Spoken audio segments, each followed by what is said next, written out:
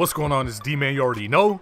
Bringing to you some NBA 2K16 Pro-Am with some NBA 2K17 information. Now, if you don't know, I was invited to the team up, and I definitely want to talk about it. I have some videos I want to make. I want to talk about gameplay, what I liked, what I didn't like, some Pro-Am news, and I will probably do a Q&A video just answering questions from Twitter, just in case I missed anything. I got you. So let's get right into the gameplay, all right? This whole video will be about gameplay and what I noticed, my first impressions. So very first game, I was playing against my boy Shakedown, and the first thing I noticed is the game speed. Now my problem with 2K16 is that it was way too slow, in my opinion. 2K17 kind of feels like 2K15.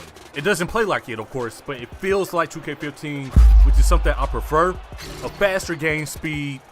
It's way more fluid and way more smooth. Like, I'm still shocked about how fluid it was. Once you play 2K17, you will understand if you break somebody with a crossover, the game won't stop you anymore. Running around pits are easier. Just doing what you want is way easier in NBA 2K17 because it's just more fluid and smooth. The game speed feels perfect in the build we played, but that's something you will have to understand by playing. Like, you'll know what I mean. When you play 2K17, you'll say, oh, this is what D-Man is talking about. I know on 2K17 it feels so good to just pass the ball, catch the ball, and shoot it. You know, on 2K16 you had to wait for that split second, but on 2K17 it's also fluid, so smooth. It's literally catch and shoot, and if you catch them in rhythm, it just looks nice, man. It looks great. Another thing people want to know is how is the shot stick, timing the lay-ins, timing everything. Now, I said this on Twitter when the news came out that it's not that deep, fam. It really isn't.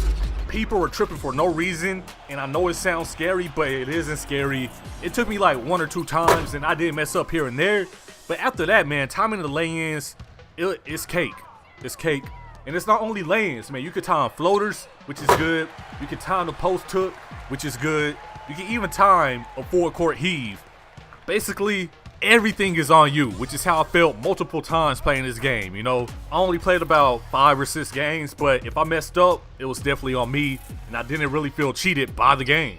When it comes to shooting with the right stick, I got used to that pretty quickly too, but I mean, it's up to you, really. I mean, if you want to shoot with the square button, it's all good, but it got to a point where I preferred the right stick.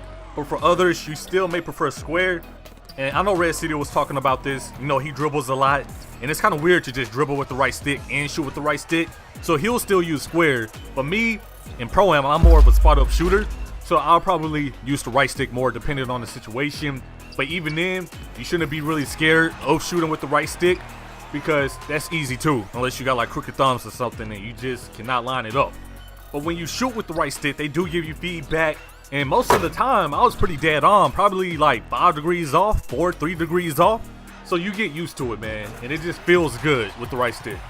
Now, speaking of dribbling in 2K17 is something that personally I'm gonna lab on. It's something that everybody needs to get in the lab on, because if somebody is nice with the right stick, you're gonna get cooked.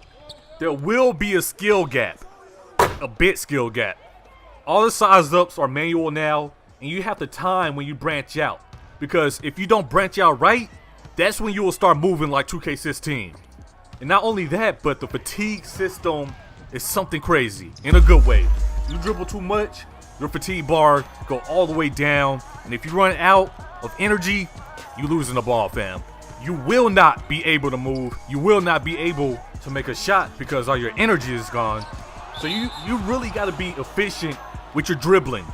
And I don't mean to just call out my part people, but all you people spamming Jamal Crawford, doing the Kobe size up escape before patch 6, that's dead, man. You got to make 1 or 2 moves pass, 1 or 2 moves go to the basket. You can't just keep dribbling because you're gonna be in trouble. Now, going back to 5v5, they have what they call drain events, and I heard this just ear hustling from my boy Shakedown and a developer, shout out to Sean. But they have what they call drain events, and basically certain things will make your stamina go down faster, make you more fatigued. Dunking, certain size up moves, if you keep holding on turbo, you will lose energy faster. And so this is a major key for me in Pro-Am, because all people did was run around the perimeter the whole game, and they weren't penalized for it. So now you will be super penalized, man. Just watch out for that. I'm telling you, it's going to take some getting used to.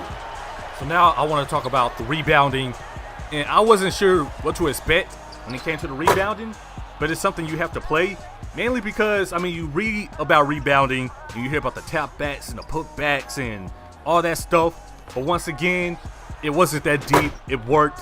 I really didn't have a moment where it was just like, yo, I should have got that rebound, but that was just on the build we played. Not saying that it was like completely perfect, because, you know, doing rebounding on the video game is tough, but it was definitely, it felt better than 2K16, if we're being honest, and that's all I really wanted, because on 2K16 you definitely had those rebounding moments where it's just like, yo, what's going on?